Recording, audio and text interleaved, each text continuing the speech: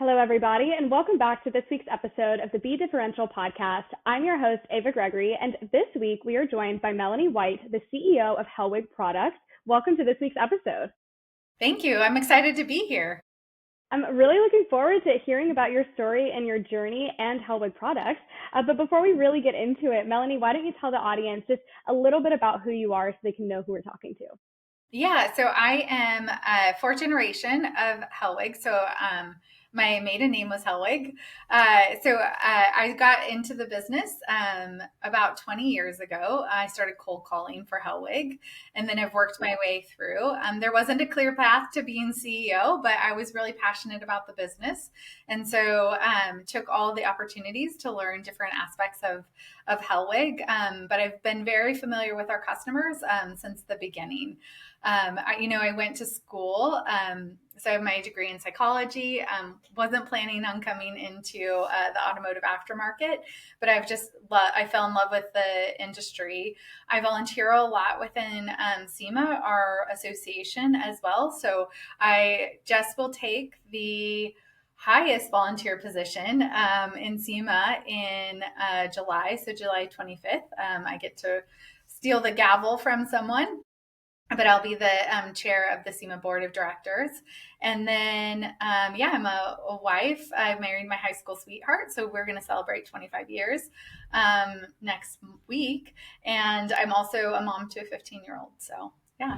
I love that. Just a brief little resume, but no, perfect to capture who you are and some essence there. I already resonate and appreciate so many things that you just said about starting really ground level, cold calling with Hellwig and learning the business at that perspective. I have a huge appreciation for folks that come into it understanding very acutely what all levels are. So I love that. And I also did not go to school thinking I would be involved in motorsport at all. And here we are in automotive space, and it has just evolved itself as well. So before we really get into more about you, can you tell the audience, what is Hellwig Products? What are we talking about when we're referencing that company?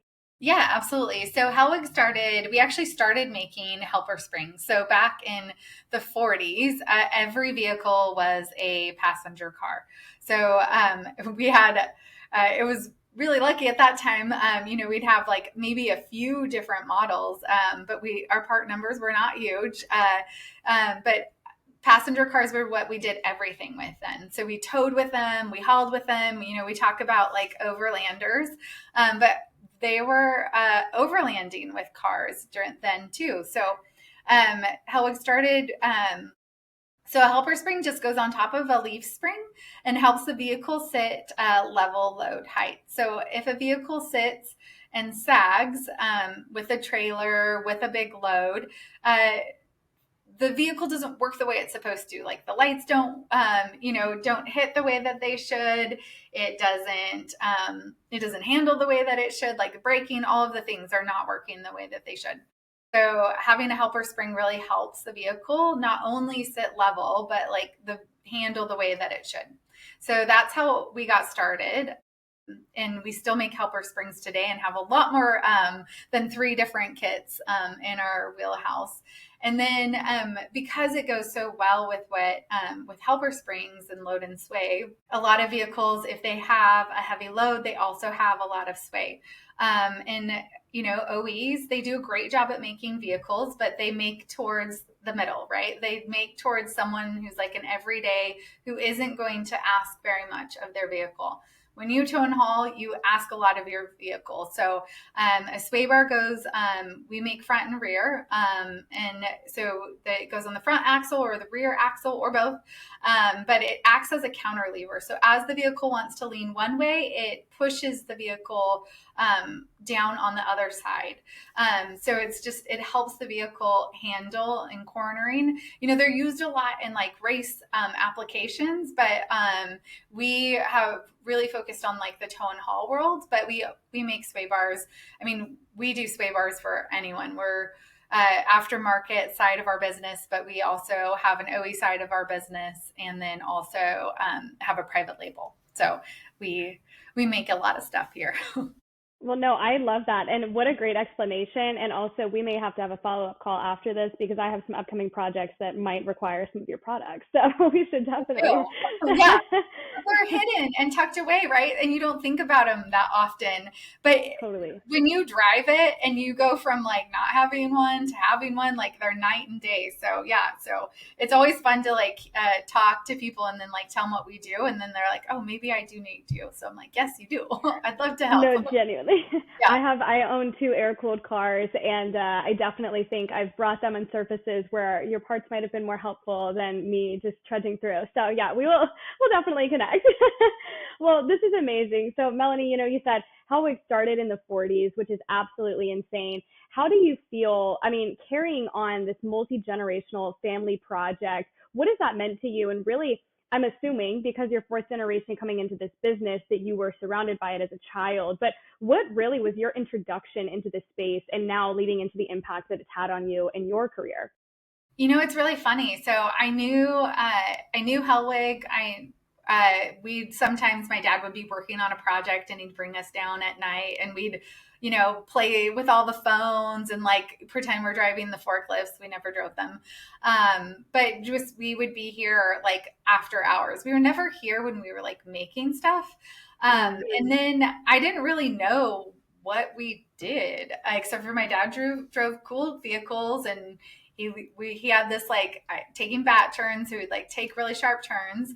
And then there's always been this like rule in my family where we don't talk about the family business at family functions. So like, Okay. so the funny thing is like, and it's like not like a hard rule, it's just like kind of an unspoken one. So like I know about like my cousins, but like what they do and like my sisters, right? But we just sort of never talked about Hellwig. So I learned so much of it by coming into the business that I didn't know, growing up. I knew, yeah, like my dad always had a cool truck that he was like, testing product on. And that's kind of all I knew. And then getting into the business, I learned a lot more. I know I'm like very, like our families, like the dynamic that way is very different. I was just recently on a podcast and they're like, oh no, we talk about it all the time, but that just wasn't our mode, right? So I kind of follow a similar thing even in my own family. Cause look, it's a family business. I could like talk about it all the time because like my head's in it all the time, but I do need to like, let space in for other things. No, I think that's great. And honestly, the power of compartmentalizing is a skill that not a lot of people have. So I think that's a healthy boundary. And especially to your point, I mean, it could have been all consuming for your family at every function, every dinner. So I think that's cool. And I really also feel like it now put you in a position where if you wanted to learn more, then it was you approaching it as opposed to just constantly consuming that information. So no, I think that's a fabulous way to have come into it. So you said that you started by cold calling. What did your kind of roles, what did that evolution look like leading into CEO? Because I imagine there was a lot of steps before you got to where you are. Yeah, for sure. So I think that's a great. I actually didn't realize that I was doing this, but when I was cold calling, which is really like not the funnest thing to do, in the automotive space too, because not only was I was female, I didn't know what I was talking about in the beginning, and then also I was really young. I was like in my early 20s. Like I just didn't. I had a lot to learn. So I learned a lot in those years, but they were just hard lessons. Mm-hmm. So one of the things though, is that when I was cold calling, so I learned some things there that I like still use today. So I always follow up, always follow up. Like if we made at a show, like I do my best to send a message and say, I'm so glad we met here. And like, hey, this is what we talked about. And then but I learned to follow up early because like a lot of people don't do that. I was going in like, hey, you need my product, like, and then I came in with a very different like approach, which was like, hey, what do you do here? What can I help with? Am I even a match, right? So like I got into that mode as well. And the biggest is because the biggest thing is being prepared. Like showing up prepared really matters. So I would show up prepared, and like those are the three things that I'm like from cold calling days, like I still use.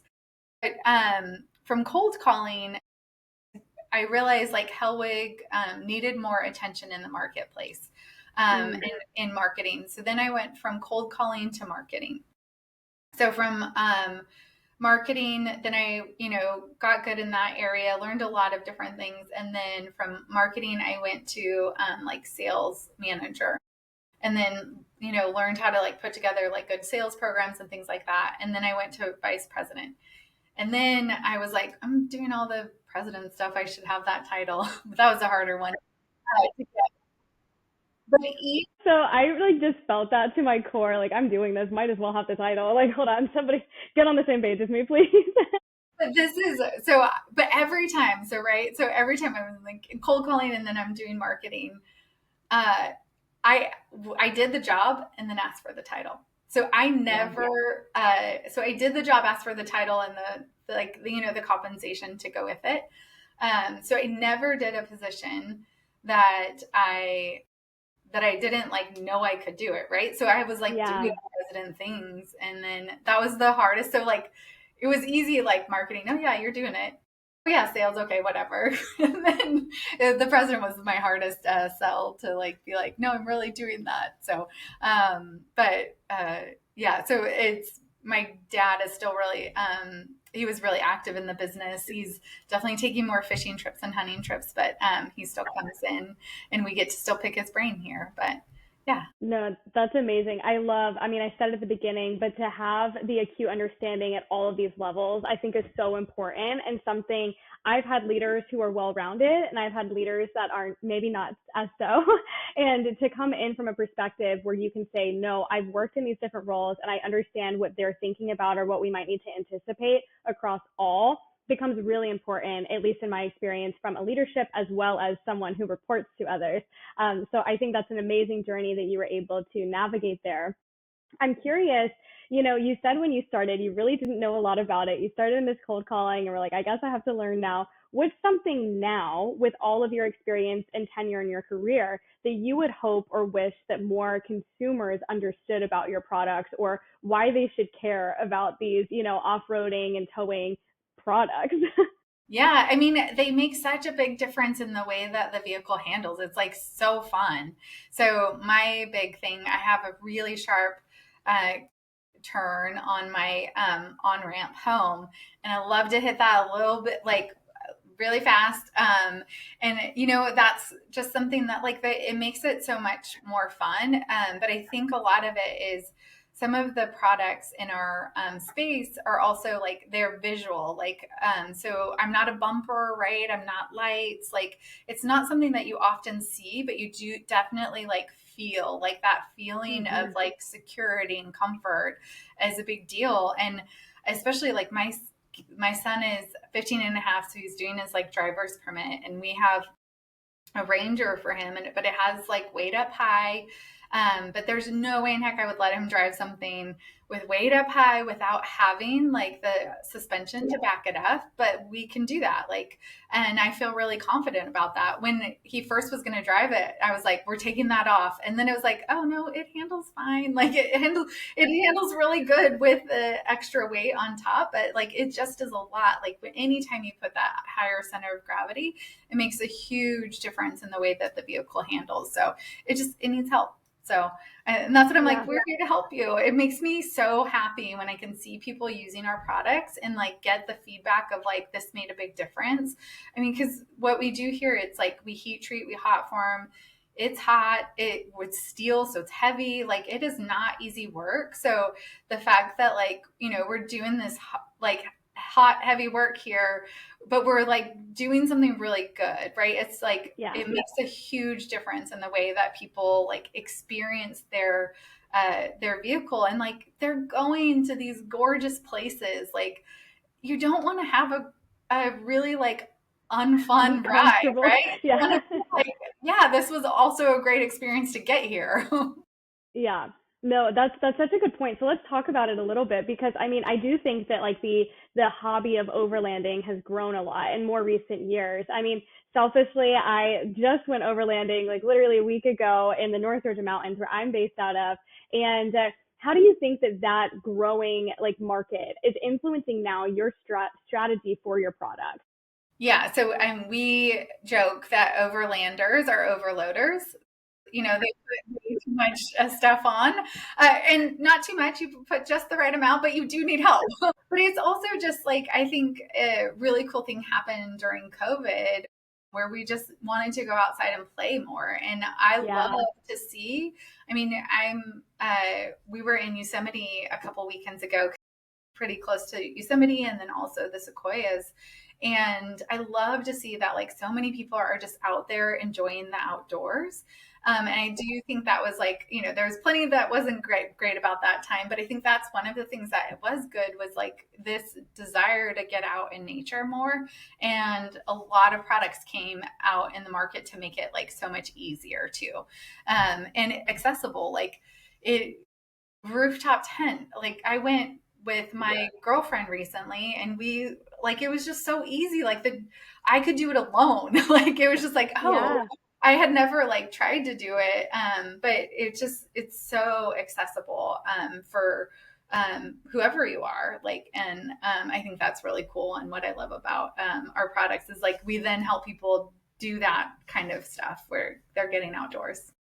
Yeah, you're giving them the tools. So now I have to ask just selfishly, are your products something that can go on like any car, or do you have a limited range of like, your typical market that you're in? I mean, I'm sure there's some more demographic than other, but just tell me about that a little bit. Yeah, so we're definitely vehicle specific. So and we are vehicle specific and year range specific because a lot of times, even like there was this in the 80s, like I forget who it was, maybe it was a big OE, but they even during that time went like 2.5 inch wide springs and 3 inch wide springs, and it didn't matter. One came from like this factory would be 3 inch, and one came from this factory would be 2.5, and so it's hard to know. So you would have to like measure your springs during that time, but if for sway bars, like even if like a brake line changes where it's located, Yeah. we have to look at every vehicle, to make sure like our product goes over that range. So every time a new iteration comes out, we're like looking at it. So it is very specific. So, but we've been around forever. So we have a lot of like old applications, Yeah. older vehicles. And like some of them are also are coming back too. And a lot of people are doing such cool stuff with, some of the older cars. And we have stuff for them. But yeah, so we do, a lot in the truck, aftermarket. That's sort of where we're known. We do have definitely some car bars there too, but we private label, which I can't like tell you, we private label for these people. But a lot of times, like there's not a lot of like sway bar manufacturers. So like Hmm. if you're buying something, we might be making it for them. Got it.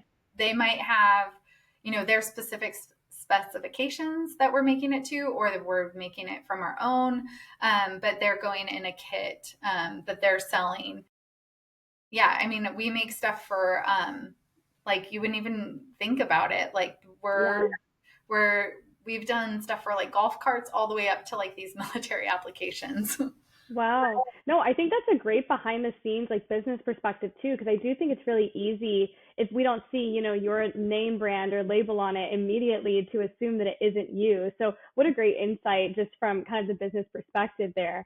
And Melanie, I have to ask too. I mean, you've been in it for your life, right? At this point, are you an enthusiast as well? I mean, you mentioned you were just out with one of your girlfriends hiking or, camping, but do you consider yourself an enthusiast also? Heck yeah. I mean, it's so fun. So even like doing that, right? Like it's using all of the equipment like that. I love, being able to not just use mine, but like others. Like I'm, Hmm. in the market. I've driven a Ford Raptor for the last, 5 years, but I put so many miles on her. Like she needs, I do need to replace her. I'm so sad.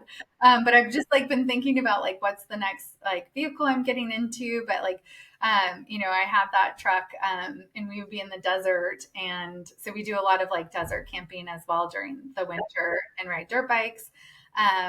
I think when with age comes a cage. I haven't wanted to put myself on a dirt bike again. So I usually take the kids in my Raptor, and it's so fun. My nieces and nephews, because my son's riding a dirt bike, he doesn't want to hang out with me. My nieces and nephews are like, Auntie Melly, my butt just came off the seat. So like that for me, that's like so fun. Like, and I'm like, yeah, I know that's fun. So I love to play, for sure. Definitely like more on the off-road sort of side, and like, yeah, towing and hauling. So yeah. No, that's awesome. I think this is so important too because like right now I feel like across the automotive industry there's this hot topic of next generation coming in and how we're appealing to them. But I really feel like what you guys are doing is a no-brainer. Like you're not even having to put that much effort into getting the next generation into your product. So that's sick. That's awesome that you guys are making that impact just because of what you're offering, you know? Yeah, it is fun for sure. So let's pivot a little bit because you did recently come into SEMA in the chair position. Talk to us about, maybe how you got introduced to SEMA, maybe your background with them, and then why this position matters to you. Yeah, so I have been volunteering for SEMA since almost the beginning of my career. So I did a year without volunteering. So I've been volunteering in some capacity with SEMA since for 19 years. So I started in the truck and off road. So the cool thing is that like SEMA is a big industry association. We're really known for the show. That's where most people know us, but there's a lot of other like markets that we touch outside, and like there's the other days outside of the show, like there's a lot that's happening too. So I started on the truck and off-road side. So they have a council, but there's a lot of different councils. So there's like there's a council for the hot rodders. There's a council for professional restylers. So there's like these really cool other like niche organizations within the bigger SEMA. And so I started volunteering on the council side, and spent about 12 years volunteering there. I volunteered within like the SEMA Cares, so like the charity aspect of the organization, and then I started serving on the SEMA board of directors. And I will take the chair position. So I actually take it July 25th, and I'm excited about that. So I got to meet. The association has been around for 50 years, and there was just one woman before me who sat in this position. Wow. So, and I got to meet her last summer. I was the fangirl, like, where I think she's like, oh, like, you're a little. I so badly wanted to meet her because she just had this like really great reputation for doing a great job for the association. So I was really excited to meet her.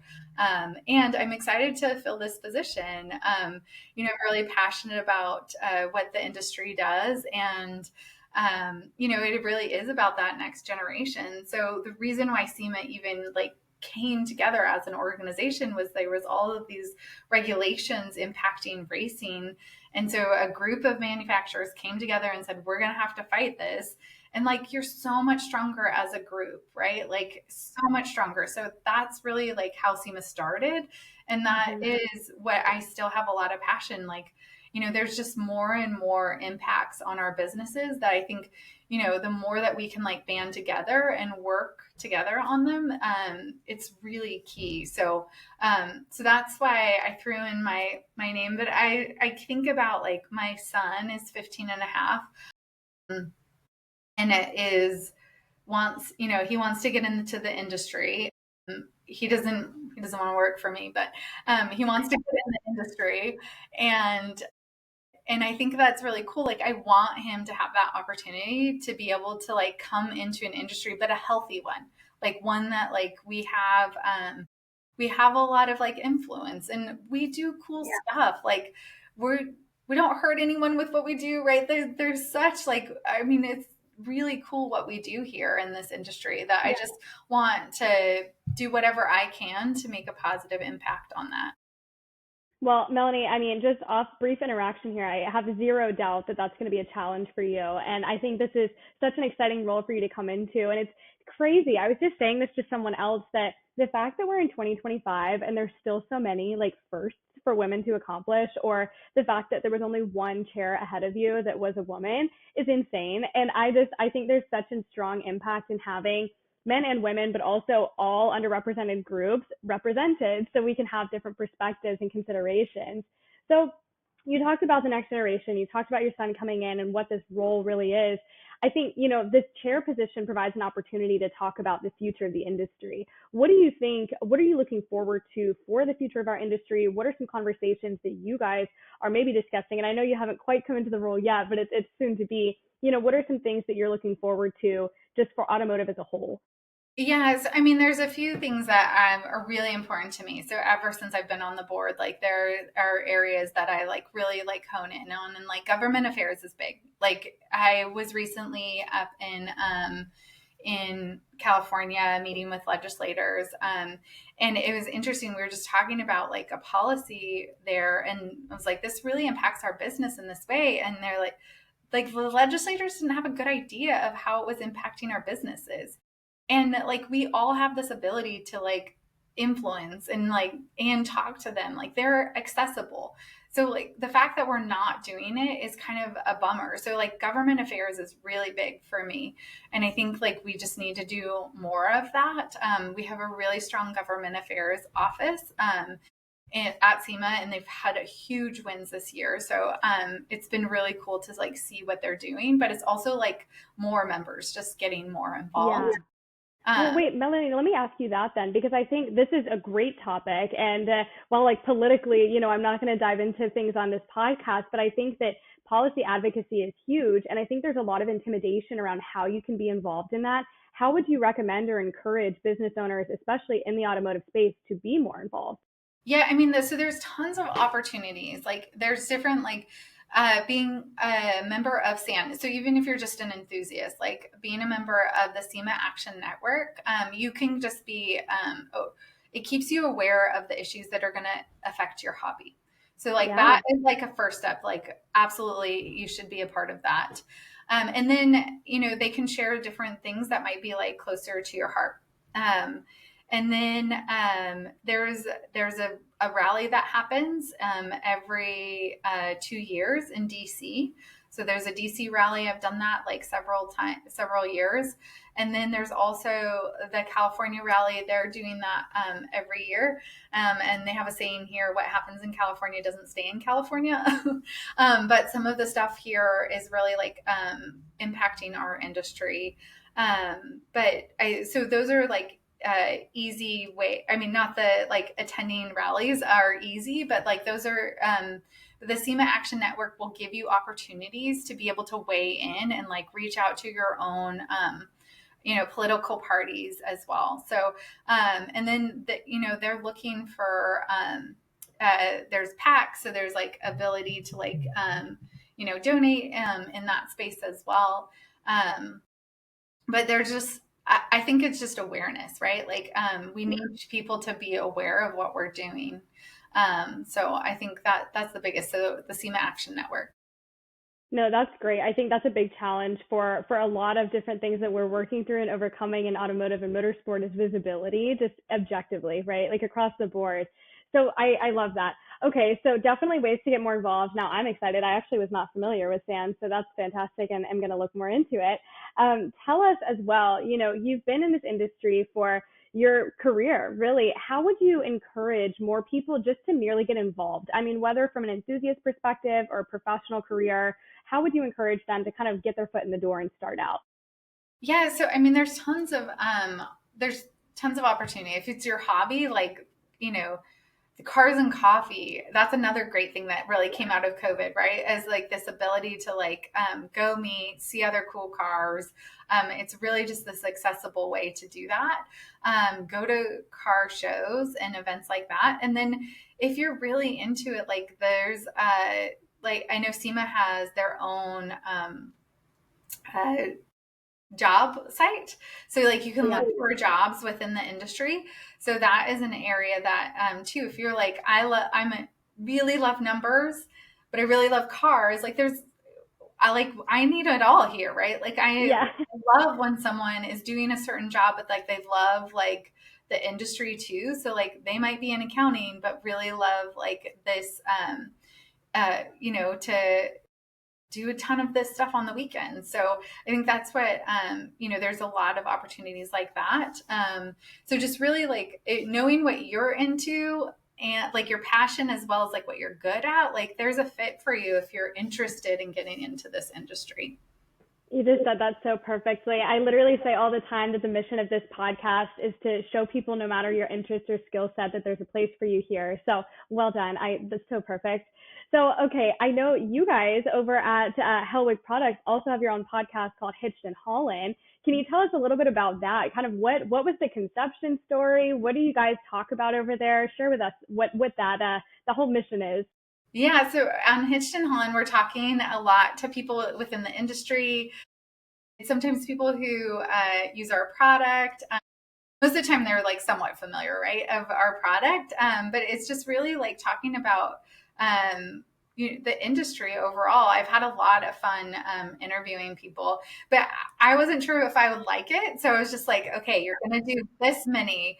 And then I just really fell in love with like being able to answer questions, like ask a lot of questions. And I'm super curious. And so it just gave me this like platform to be able to like get curious about someone and like what they do and their hobby and like all of that. I have one that's not out yet, but will be out soon. But she's actually a girlfriend of mine. I know her really well. I know her story. But she had bought one of Hellwig's older trucks, and during COVID moved her family into an RV for a year, and then after that did 2 years of sailing. So she like sold all of her house and like did these crazy things. But she has like just really good like high level tips on like if you're gonna go do that, but also like the benefits of doing it and how to maybe like ease into it as well. So that one was like really fun. But it's just all of them have been so fun to like learn more about like career paths. Like I think that's part of it is like everyone has their story that you can like learn from. And that's the really beautiful thing about like podcasts is that you can you can just be curious. It don't have to be like all the same. I think that's part of the thing that I really love about it. No, that's amazing. And I feel like you can probably resonate with what I'm about to say too. But like behind this BeDifferential podcast, I have a full-time job. I'm in the industry, and this is a way for me to really cut that line of being desensitized, because I think, when I work in the industry, it's easy to burn out. It's easy to just be desensitized to cool things that I'm surrounded by. And then having conversations like this of, hey, I had no idea about this product or about your story or whatever. It's a really good way to refresh. And I think, at least for me, keep me entertained and interested in really why this passion project exists and why I'm working in my role. Yeah, I really like that. Yeah, it is true.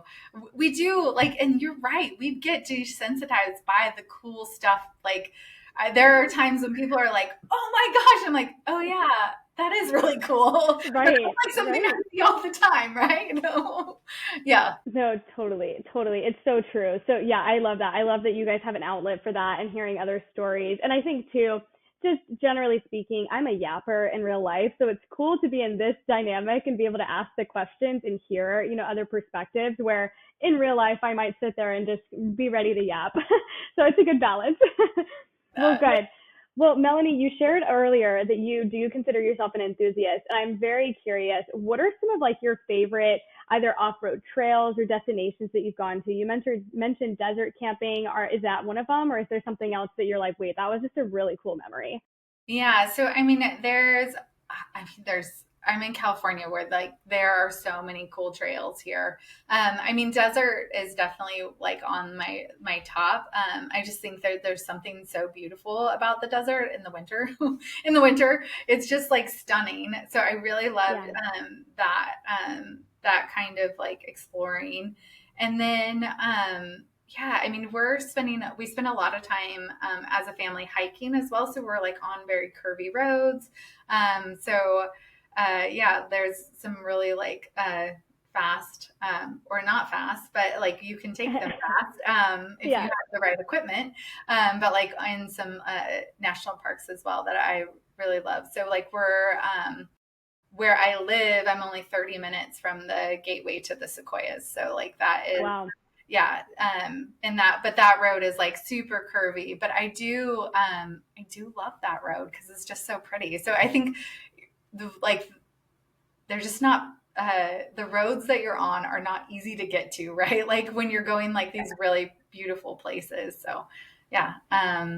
Yeah, there's one in Monument Valley that's just like overlooks Monument Valley. It's so scary though if you don't like heights. But yeah, there's it's just beautiful places all over the place. I think Utah's one of my most favorite places too. So No, I actually would agree with that. In 2020, I've done a couple of cross-country road trips, but I spent a lot of time in Utah in 2020 and totally agree with that. I mean, I was not in an overlanding vehicle, but probably should have been, but it's fine. So, okay, as we're closing out, Melanie, I have to ask too, either professionally or personally, is there a dream collaboration or build that you would just love to see one day? oh, I mean, there's not one on the top of my head, like, but Okay, uh, okay.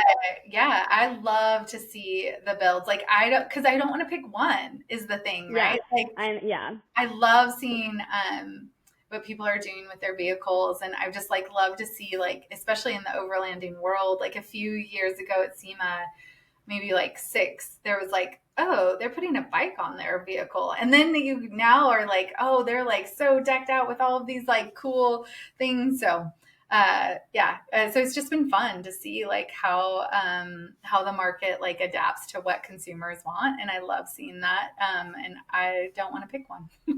No, hey, I honestly, that is such a fair answer. I'm really bad at picking favorites, so I appreciate that you were just like, it can't be one. No, that's great. Well, I really appreciate you taking the time to do this. I'm really looking forward to seeing, what overlanding creativity we have coming up just in the general market. Candidly am about to get a little bit more involved in the off-roading side of the world. So really interested in keeping up with your products and projects that you guys are pushing out as well. But Melanie, thank you so much for taking some time to share your insights, some of your career experiences, just the smallest snippet. And listeners, thank you for tuning in this week. We will see you next week. Bye-bye. Thank you.